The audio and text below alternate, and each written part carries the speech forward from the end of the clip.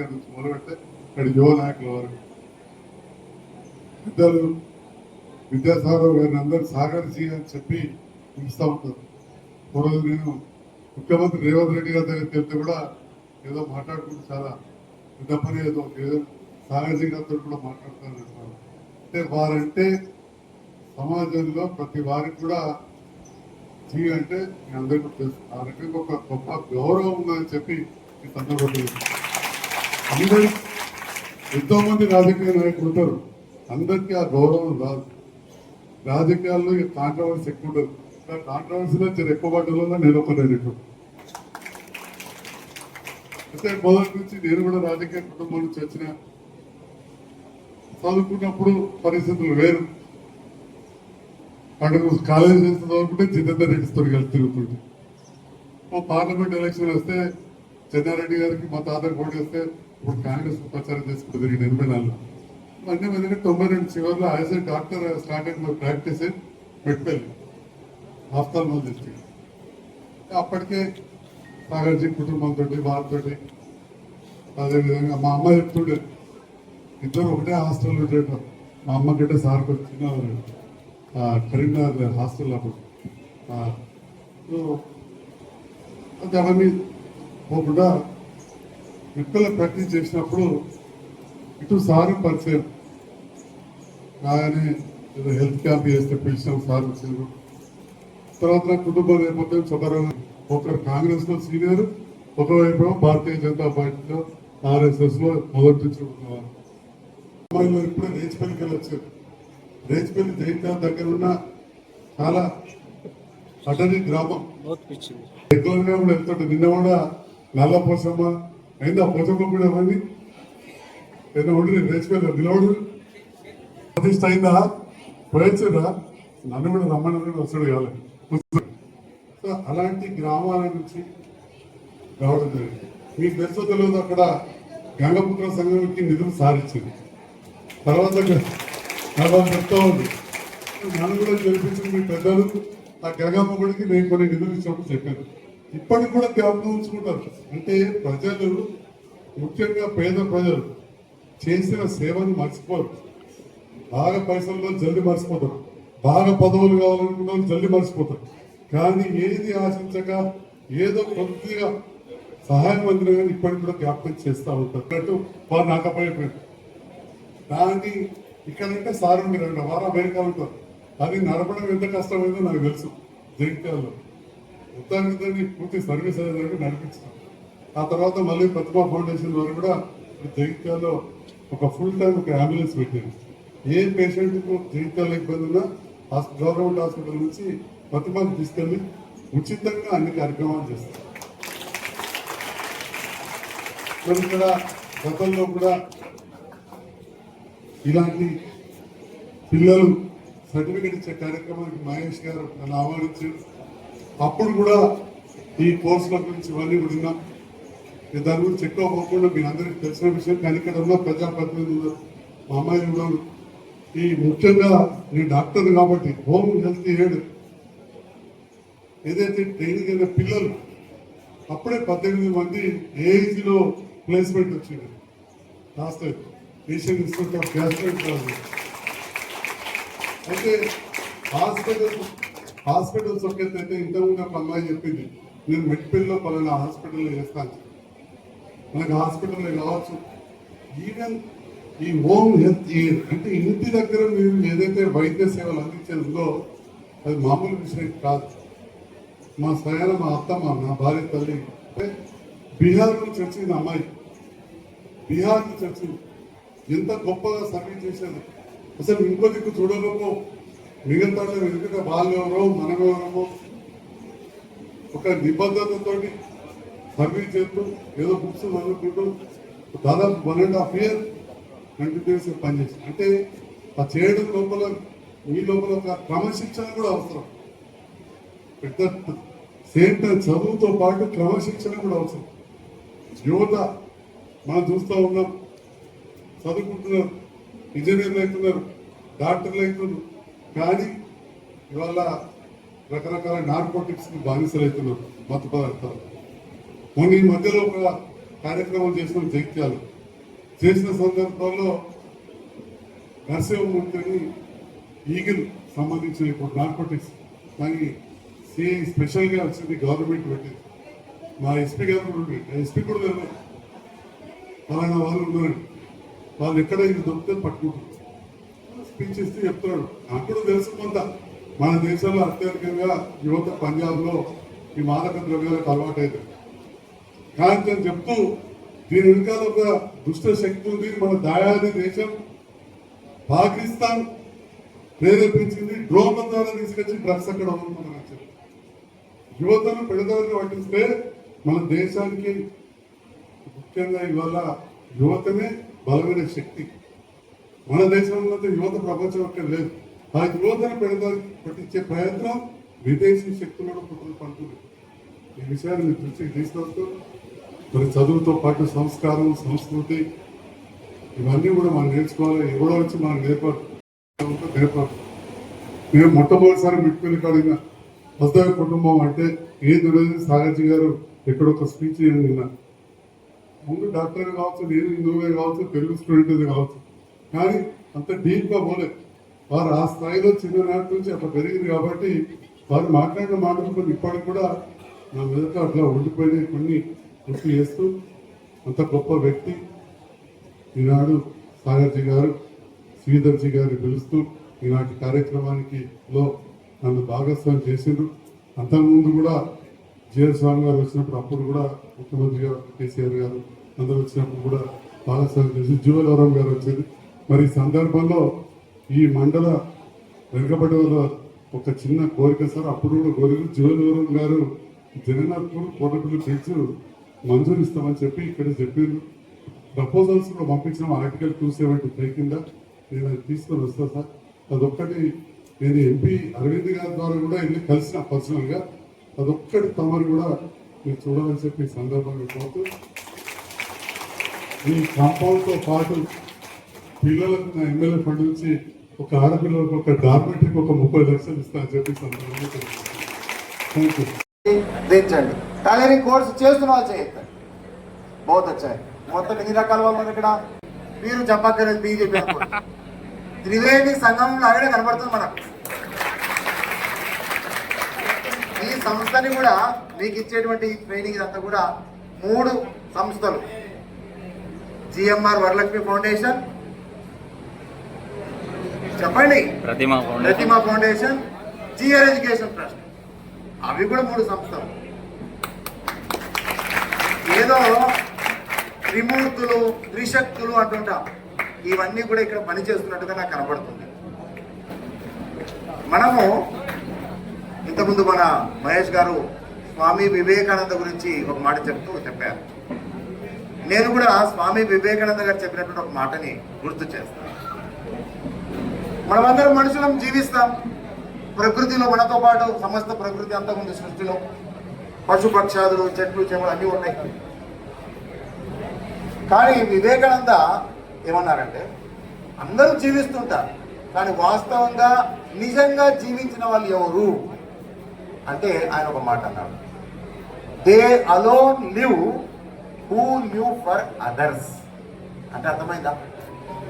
ఏమర్థమైంది చెప్పండి ఎవరు? మన గురించి మనం జీవిస్తాం సహజం. మన కుటుంబము, మన జీవితం గురించి, మన కుటుంబంలో అమ్మ, నాన్న, భార్య, పిల్లలు అందరి గురించి మనం జీవిస్తాం. కానీ నిజంగా ఎవరయ్యా జీవించినట్టు అంటే, ఎవరైతే తమతో పాటు, తమ గురించితో పాటు ముఖ్యంగా ఇతరుల కోసం జీవిస్తారో వాళ్ళే నిజంగా జీవించినట్టు. ఈరోజు మనకున్నటువంటి పెద్దలందరూ కూడా, ముఖ్యంగా సాగర్ జీవులందరూ కూడా నిజంగా జీవిస్తున్నారు. ఇది నేనన్నమాట కాదు, స్వామి వివేకానంద చెప్పిన మాట. ఎందుకంటే వారికి ఇంకేం కావాలి జీవితంలో? అన్నీ ఉన్నాయి, భగవంతుడు అన్నీ ఇచ్చాడు. కానీ 10 సంవత్సరాల క్రితమే ఇలాంటి ఒక సంస్థ విషయం గురించి చెప్పుకుంటున్నాం. 10 సంవత్సరాల క్రితమే ఎంతో ముందు చూపుతో ఈరోజు మనము దేశం యొక్క రకరకాల సమస్యలు ఏమి మనం గట్టి పీడిస్తున్నాయంటే, ఒకటి తప్పకుండా చెప్తాం, నిరుద్యోగము అని. కానీ దాన్ని అడ్రస్ చేస్తూ దాని యొక్క పరిష్కారం దిశలో ఒక మండల కేంద్రంలో, మళ్ళీ ఎక్కడో హైదరాబాద్లో ఇంకెక్కడో పట్టణంలో కాదు, ఒక మండల కేంద్రంలో 10 సంవత్సరాల క్రితం రాయకల్ మండలమే కదా, ఇప్పుడు మున్సిపాలిటీ అయింది కానీ వాడు మండల కేంద్రంలో పెట్టి చుట్టూ ఉన్నటువంటి గ్రామాల నుంచి చెప్తుంటే అది విన్నాను. ఆదిలాబాద్ నుంచి కూడా ఇక్కడికి విద్యార్థులు వచ్చి నేర్చుకుని వెళ్తున్నారు అంటే మన ఈ సెంటర్ ద్వారా ఎంత పుణ్య కార్యము ఇక్కడ జరిగిందో మనం గుర్తుపెట్టుకోవాలి. ఈ సందర్భంగా ఎలాగో నన్ను ఈ దశాబ్ది వార్షికోత్సవం దశమ అంటే వాళ్ళు ఇంకో రకం కూడా దశాబ్ది వార్షికోత్సవం నన్ను పిలవడము అనుకోకుండా జస్ట్ ఒక 15 రోజులు 20 రోజుల క్రితమే ఇది నిర్ణయం అయిపోయింది. సరిగ్గా ఈరోజు నాకు కొద్దిగా కుదరడము వారు రమ్మడము అంతా అట్లా ఒక దైవ లీలలాగా జరిగిపోయినట్టుగా అనిపిస్తుంది. బట్ ఈ దశాబ్ది కార్యక్రమంలో మిమ్మల్ని ఈ విధంగా చూడటము ఈ విషయాలను తెలుసుకోవడం అనేది నిజంగా నా అదృష్టంగా నేను భావిస్తున్నాను. పిలిచారు కాబట్టి తప్పకుండా కొన్ని విషయాలు నేను చెప్తాను. మీరందరూ కూడా తప్పకుండా దాని గురించి కొద్దిగా ఆలోచన చేయాలి. నేను ఒక విషయం అడుగుతాను, మీరు కొద్దిగా చేయొద్దండి. ఇందులో 3 రకాల కోర్సులు ఉన్నాయి కదా. బహుశా ఎలక్ట్రికల్ సంబంధించిన అందరూ కూడా మగవాళ్ళే అనుకుంటారు, అంతే కదా. ఇప్పటికే మేము కోర్సు చేసేసాము, మేము ఉద్యోగాల్లో ఎక్కడ ఉన్నాము అని వాళ్ళందరూ ఒకసారి చేయొద్దండి. దీంట్లో సంతోషం. మిగతా వాళ్ళందరూ కోర్సు పూర్తి చేసుకున్న వాళ్ళు చేయొద్దండి. మేము కోర్సు పూర్తి చేసుకున్నాం, దించండి. కోర్సు ఇప్పుడు నేర్చుకుంటున్నాం, ఇప్పుడు నడుస్తుంది మా కోర్సు, అటువంటి వాళ్ళు చేయొద్దండి. 3 రకాల వాళ్ళు ఉన్నారు. బాగుంది. ఇక్కడ మహిళల దాంట్లో కూడా జనరల్ డ్యూటీ అసిస్టెంట్ ఏమంటారు, హోమ్ హెల్త్ ఎయిడ్ లో మేము ఉద్యోగం చేస్తున్నాం, అటువంటి వాళ్ళు ఒకసారి చేయొద్దండి. ఇప్పుడు ఇద్దరికి వచ్చాయి కదమ్మా ఉద్యోగాలు, వినపడుతుంది చివరి వరకు దించండి. మేము కోర్సు పూర్తి చేసుకున్నాం, హోమ్ హెల్త్ ఎయిడ్ చేయొద్దండి, దించండి బేట. ఇప్పుడు ప్రస్తుతం కోర్సు చేస్తున్నాం, అటువంటి వాళ్ళు చేయొద్దండి, దించండి. 3వది ఏమిటి, టైలరింగ్ లో మేము స్థిరపడ్డాం, మేము డబ్బు సంపాదన ప్రారంభించాం దాంతోపాటు టైలరింగ్ ద్వారా అని వాళ్ళు చేయొద్దండి, సంతోషం, దించండి. టైలరింగ్ కోర్స్ పూర్తి చేసుకున్నాం అన్నారు. చెడు గురించి ఎక్కడ చెప్పమన్నారు? మనం ఇక్కడ మంచి పని జరుగుతున్నప్పుడు తప్పకుండా మనం అందరికీ ఇది చేరవేయాలి. చాలా మంది తెలియకుండా ఉంటారు, అవసరం ఉన్న వాళ్ళు ఉంటారు వాళ్ళు, కానీ ఇక్కడ ఉంది అని తెలియక వాళ్ళకి ఇక్కడ రాకపోయి ఉండదు. మనం చెప్పాలి, ఇది మొట్టమొదటి అందరం చేయండి. చిన్న అందరూ వింటున్నారా, చెప్తారు కదా. కాబట్టి ఇక్కడ 2-3 విషయాలు నేను మీకు గుర్తు చేసి పూర్తి చేస్తాను. మనం చేస్తున్నటువంటి ఈ పని ఏదో లేదా నేర్చుకున్నటువంటిది ఏదో వచ్చిన అవకాశం అని కాకుండా సంపూర్ణంగా దీని మీద మనస్సు పెట్టి శ్రద్ధగా నేర్చుకొని దాన్ని సమాజ సేవలో మనం ఉపయోగించుకోవాలి. మనం చేసిన దానికి తప్పకుండా కొద్దిగా డబ్బు రూపంలో ఏదో ఒకటి వస్తుంది, కానీ రుణం అనేది ఒకటి ఉంటుంది కదా, అది ఎప్పుడు వాళ్ళు తీర్చుకోలేరు. వాళ్ళందరూ మనకు రుణపడి ఉంటారు మనం చేసే పనికి. ఉదాహరణకు హెల్త్ సంబంధించిన విషయం చూద్దాం. ఇంట్లో రక్త సంబంధం ఉన్న వాళ్ళు కూడా చూడనటువంటి పరిస్థితులలో మనం వెళ్ళి అక్కడ సేవ చేస్తుంటాం. దాన్ని సేవనే అనాలి, ఎందుకంటే అది డ్యూటీ, జాబ్ అనొద్దు. మనం ఉద్యోగము ఒక 10,000, 20,000, 30,000 డబ్బుతో అక్కడ తీరిపోతుంది సంబంధం. కానీ ఇంట్లో రక్త సంబంధీకులు కూడా చేయనటువంటి ఆ పని మనం ఎంత శ్రద్ధతో చేస్తున్నాం. ఆ 2 ఆత్మలకు ఏ జన్మలో వారికి మనం ఎక్కడ రుణపడి ఉన్నామో వాళ్ళకు మనకు ఈ చివరి దశలలో లేకుంటే చాలా సందర్భాల్లో వాళ్ళ యొక్క ప్రాణం పోయే స్థితిలో మనం వెళ్ళి చేసిన సేవ ప్రాణం మళ్ళీ నిలబెట్టినటువంటి సందర్భాలు ఉంటాయి. ఆ బంధము ఎప్పటికీ మిమ్మల్ని ఇక తృప్తిగా ఉండేటట్టుగా మీ జీవితాన్ని గడుపుతుంది. కేవలం వాళ్ళేనే కాదు, ఒక టైలరింగ్ లో కావచ్చు, ఒక ఎలక్ట్రీషియన్ సంబంధించిన పనిలో కావచ్చు, మనం చేసిన ప్రతి ఒక్క పని కూడా ఎంతో మందికి అబ్బా ఎవరండి ఇది కుట్టింది, అబ్బా ఎవరండి ఇది చేసింది, ఎంత బ్రహ్మాండంగా ఉంది అని అనిపించేటట్టుగా మన యొక్క ప్రయత్నం ఉండాలి. లోకమాన్య బాలగంగాధర్ తిలక్ అని మీరు వినే ఉంటారు. ఆయన ఒకసారి తన కొడుకు ఒక ప్రశ్న వేశాడు, నాన్నగారు నాకు ఫలానా పని చేద్దామని అనిపిస్తుంది జీవితంలో, ఆ ఉద్యోగంలో చేద్దామని అనిపిస్తుంది అని అన్నప్పుడు లోకమాన్య తిలక్ గారు, నాయన మంచిది, నీకు ఏది ఇష్టమైతే అది చెయ్యి, నువ్వు చెప్పులు కుట్టుకొని కూడా జీవిస్తాను అంటే కూడా జీవించు, నాకు ఏం ప్రాబ్లం లేదు. కానీ ఒకటి గుర్తుపెట్టుకో, నువ్వు కుట్టేటువంటి చెప్పులు ఎలా ఉండాలంటే మన ఊర్లో ఇంతకంటే అద్భుతంగా ఎవరు కుట్టారు చెప్పులు, అంత బాగా నువ్వు ఆ పని చేయాలన్నా అని చెప్పి అన్నా. అంటే అర్థం ఏమిటి? ఏ పని చేసినప్పటికీ దాంట్లో 100% మనసు పెట్టి మనం చేస్తే ఆ పర్ఫెక్షన్ వస్తుంది. వివేకానంద స్వామి జీవితంలో జరిగిన ఒక సంఘటన చెప్తా. స్వామీజీ ఒక గ్రామంలో దేశ సంచారిగా తిరిగారు కదా ఆయన ఒక గ్రామంలో ఒక ఊర్లో తిరుగుతున్నారు. అక్కడ ఒక దేవాలయం నిర్మించబడుతున్నది. ఆ దేవాలయం నిర్మించబడుతున్నప్పుడు ఆ కూలీలు అందరూ పని చేస్తున్నారు, శిల్పకారులు రకరకాల పనులు చేస్తున్న వాళ్ళంతా కనబడ్డారు. స్వామీజీ చూద్దాం అని చెప్పేసి అక్కడ పని చేస్తున్నటువంటి ఒక వ్యక్తి దగ్గరికి వెళ్ళి, బాబు ఏం చేస్తున్నావు ఇక్కడ అంటే చెప్పాడు. స్వామీజీ చూస్తున్నావు కదా, ఇవో గుడి కడుతున్నారు, ఏ పొద్దునకు వస్తాము సాయంత్రం వరకు చేస్తాం పని. మా మేస్త్రి గారు పెద్ద మనిషి ఉంటాడు కదా, ఏదో ఇస్తాడు ఇట్లా కష్టపడిపోతున్నాం పని చేస్తున్నాం అని చెప్పేసి ఈ కష్టానికి తగ్గట్టుగా ఫలితం లేదు అన్నట్టు బాధతో ఆయన వ్యక్తం చేశాడు. మంచిది ఆయన అని చెప్పి రెండో వ్యక్తి దగ్గరికి వెళ్ళారు. ఇంకో వ్యక్తి దగ్గరికి ఆయన అడిగారు. ఆయన అన్నాడు, బాబు నువ్వేం చేస్తున్నావు అంటే, అవి చూస్తున్నారు కదా గుడి కట్టుతున్నారు, గుడికి నాకు ఒక పని వచ్చింది, ఏదో పర్వాలేదు చేసిన దానికి మా మేస్త్రి గారు ఏదో ఇంత డబ్బు ఇస్తాడు, నా కుటుంబం అంతా బాగానే సాగుతుంది, సంతోషము అని అన్నాడు. మంచిది. ఇంకొక వ్యక్తి దగ్గర వెళ్ళాడు స్వామి వివేకానంద. ఆయన పిలిస్తే పలకలేదు, బాబు అని చెప్పి పిలిచాడు. ఏదో వేరే లోకంలో ఉన్నటువంటి వ్యక్తిలాగా ఆయన బయటకు వచ్చి, అయ్యా ఎవరు అని చెప్పి అన్నాడు. చెప్పాడు స్వామి, ఏం చేస్తున్నారు నాన్న, మీరు ఇక్కడ ఏం చేస్తున్నారు స్వామి తండ్రి అని చెప్పి అడిగాడు ఆ కార్మికుడిని.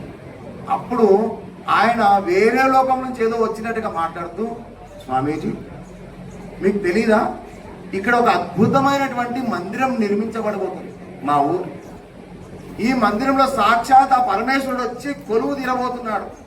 నా అదృష్టం చూడండి, ఏ జన్మలో చేసుకున్న పుణ్యమో ఇటువంటి మందిర నిర్మాణ కార్యంలో ఆ భగవంతుడు నాకు ఒక అవకాశం ఇచ్చాడు, నా జన్మ ధన్యమైంది అని చెప్పేసి ఆయన చెప్పాడు. చూడండి స్వామీజీ చెప్పాడు. తర్వాత అనేక ప్రసంగాలు అనేక సందర్భాలు మాట్లాడు. వాళ్ళని చోట నాకు ఇటు అనుభవం జరిగింది. అందరూ చేస్తున్న పని, ముగ్గురు చేస్తున్న పని ఏం పని గుడి నిర్మాణమే. కానీ ముగ్గురు యొక్క వ్యవహారాలు ఎలా ఉన్నాయి, ముగ్గురు యొక్క ఆలోచనలు ఎలా ఉన్నాయి చూడండి. ముగ్గురు చేసినటువంటి పనులలో మీరు చెప్పండి, మొదటిదా, రెండో వ్యక్తి, మూడో వ్యక్తి, ఎవరి వ్యక్తి ద్వారా నిర్మాణమైనటువంటి అది ఒక శిల్పం కావచ్చు, ఇంకేదైనా కాదు, అద్భుతంగా ఉంటుందని మీకు అనిపిస్తుంది? గట్టిగా చెప్పండి. ఎందుకు? ముగ్గురు చేస్తున్న పని అదే, ముగ్గురికి అదే జీతాలు ఇస్తుండొచ్చు, ముగ్గురికి కూడా ఒకటే పని ఉండొచ్చు.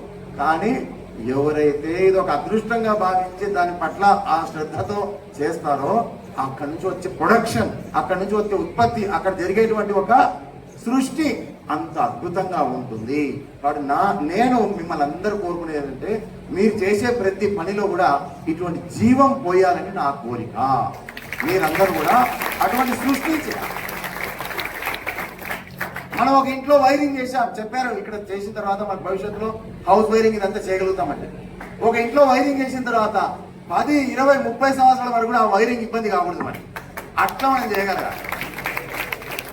చూశాను నేను చాలా సందర్భాల్లో. కొద్దిమంది దాతలు ఎలా ఉంటారంటే, ఒక చోట ఒక కార్యక్రమం జరుగుతుంది హాల్లో.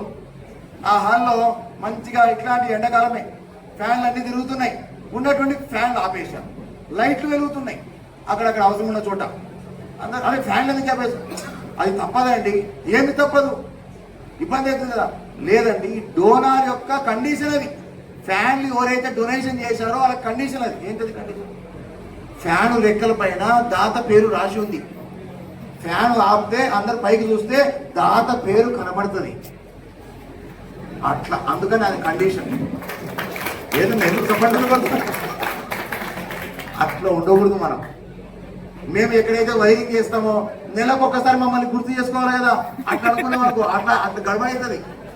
మేము వైరింగ్ చేసామంటే మళ్ళీ ఎప్పటికీ అది అవసరం పడదు, మన యొక్క అవసరం. అట్లా చేయాలి, అది పర్ఫెక్షన్. మనం బట్టలు కుట్టామంటే ఆ బట్టలు కుట్టుకొని ఆ వేసుకునేటువంటి వ్యక్తులు చూసి ఎవరు కుట్టారు, ఇది ఎక్కడ కుట్టించావు అని అడిగేటట్టుగా మన యొక్క ప్రావీణ్యత, నైపుణ్యం ఉండాలి. మీకు అర్థమవుతుందా?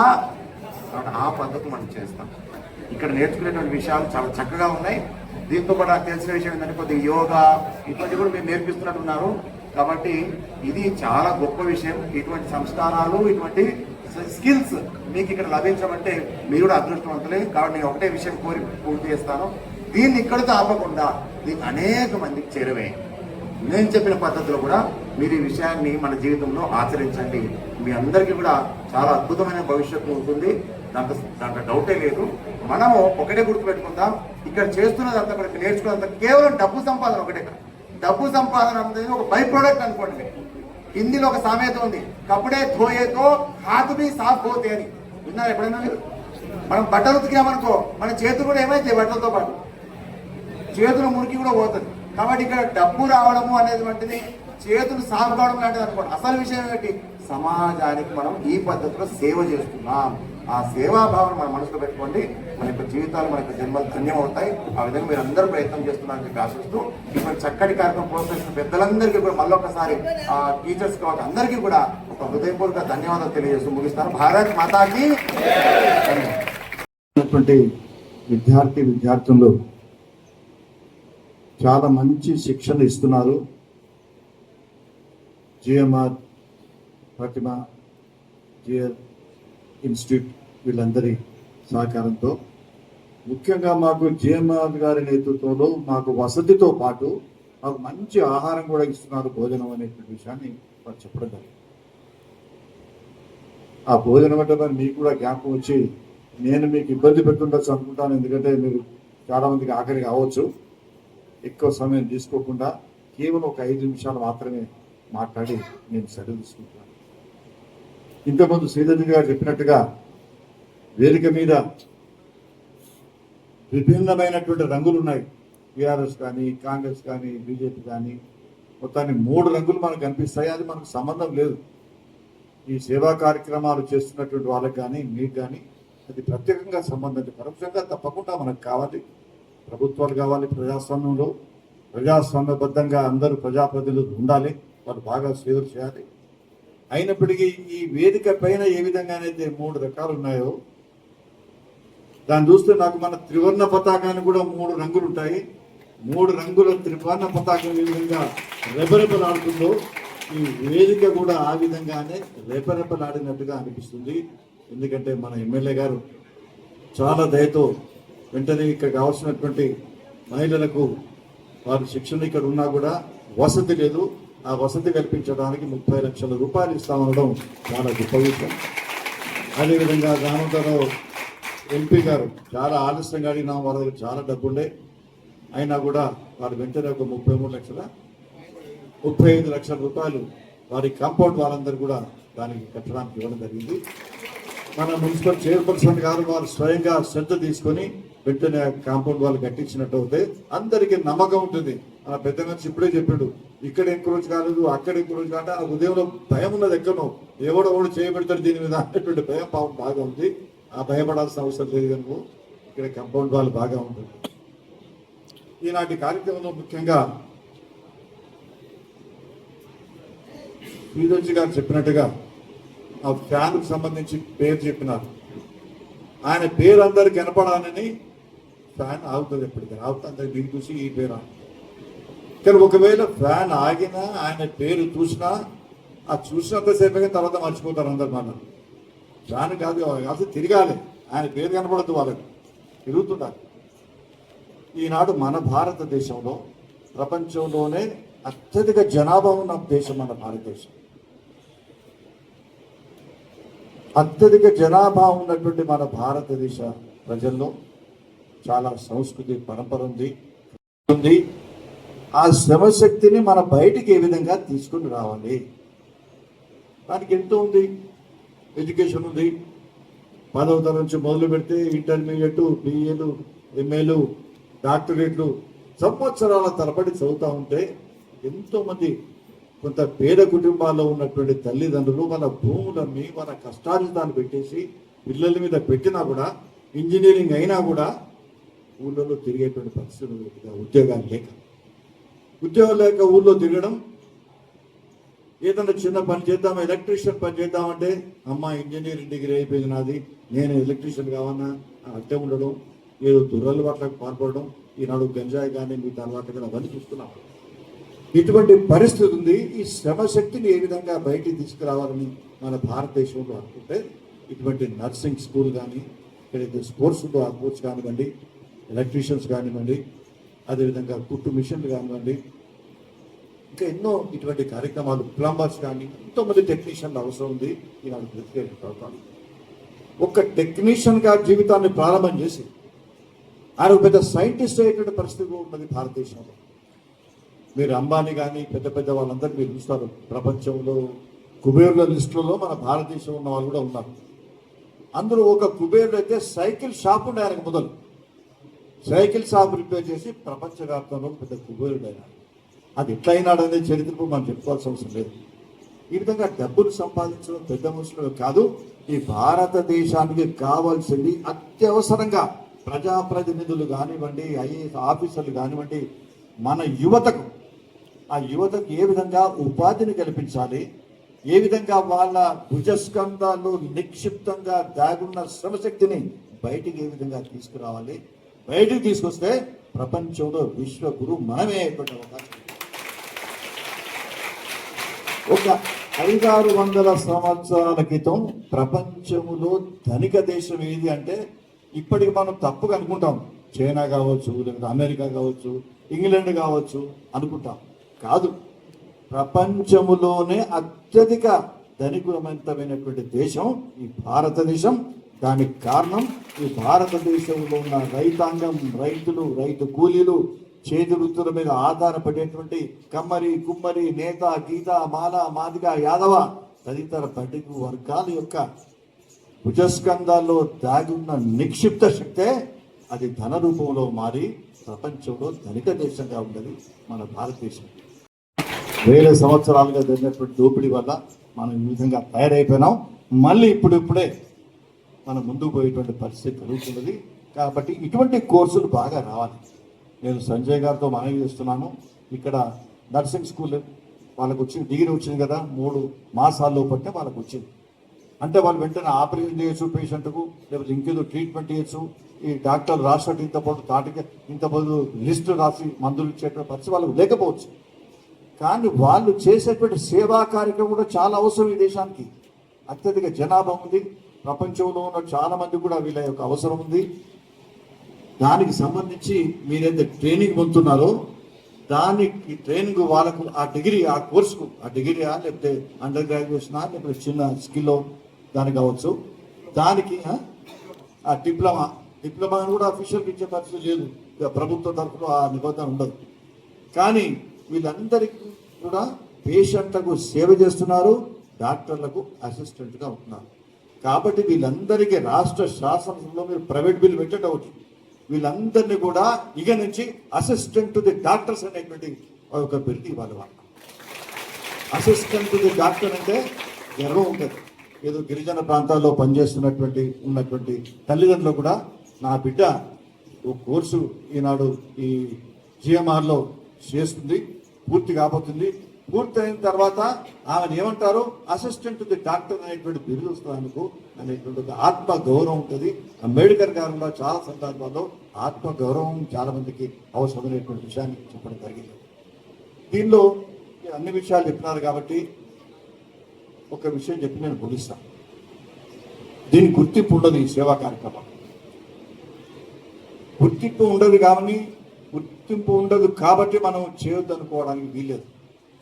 ఈ భారతదేశంలో గుర్తింపు ఉండకున్నా సేవా కార్యక్రమాలు చేసి అందరికీ సౌభ్రాతృత్వాన్ని పంచిపెట్టున్నారు కాబట్టే ఆ ప్రపంచవ్యాప్తంగా అన్ని దేశాలు నాకు మనం గౌరవిస్తున్నాయి.